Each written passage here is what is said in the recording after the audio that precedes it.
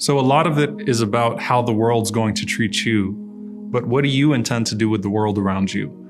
And one of the things I always tell people is that no dhikr, no remembrance can protect you from bad intentions. You can't say a remembrance, a dhikr, and then have bad intentions and then expect that the dhikr is going to cover your intentions. The remembrance has to be an expression of what you long for and desire in your heart, which is what we talked about with Umar ibn Khattab radiyallahu ta'ala anhu. So as you open your door and you said, Bismillah, tawakkaltu ala Allah wa la hawla wa la quwwata illa billah. What's your intention for the world?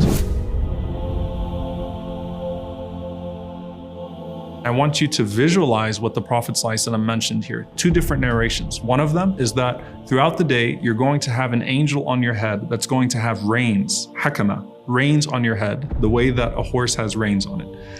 On top of that, you're going to have a banner as you carry out throughout the day. They're two separate narrations, but they're very profound and they speak to the intention that we have. The Prophet ﷺ said that no person leaves the home except that there's a shaitan and an angel both waiting with a banner in their hand. If a person does or intends what Allah loves for the day, then the angel follows that person with a banner over his head for the rest of the day.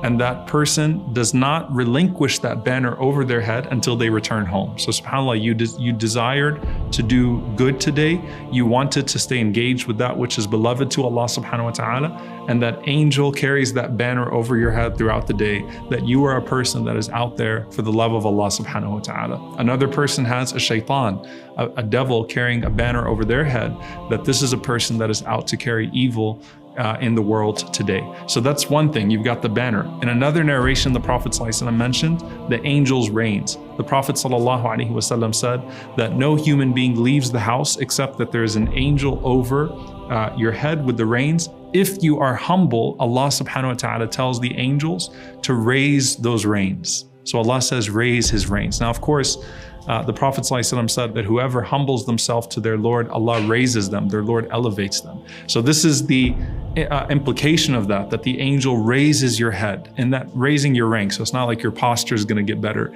as you're walking because the angel would have raised your head, but raises you in a spiritual way that's pleasing to Allah subhanahu wa ta'ala. And the Prophet ﷺ said, if he is arrogant, then Allah tells the angel to lower his reins. So the angel pulls your head down spiritually once again, so that you are humiliated, because the one who shows pride is humiliated in the sight of God. So as you're walking out today or every day and you're making that dhikr, you're stating that remembrance, don't just state that remembrance, refresh your intention, renew your intention to do good in the world, and renew it throughout the day so that you can maintain that humility for Allah subhanahu wa ta'ala, so that Allah makes you amongst those that proceed under the banner of his love, and Allah makes you amongst those that are raised